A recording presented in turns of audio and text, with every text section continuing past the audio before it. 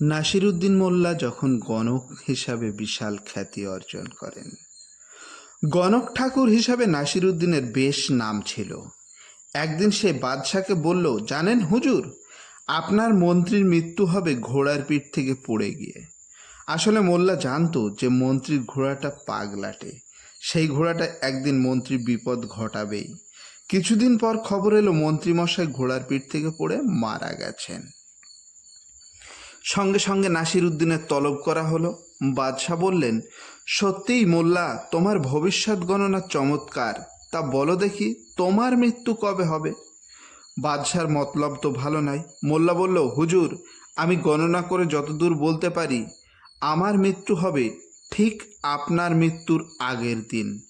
এরপর বাদশাহ আর কিছু বলতে সাহস পেলেন না, কারণ যদি আজ মোল্লা মারা যায় তাহলে কিন্তু কাল বাদশার পালা হতে পারে। সেই ভয়ে কিন্তু এই নাসিরউদ্দিন মোল্লাকে আর কিছু বলতে পারলেন না।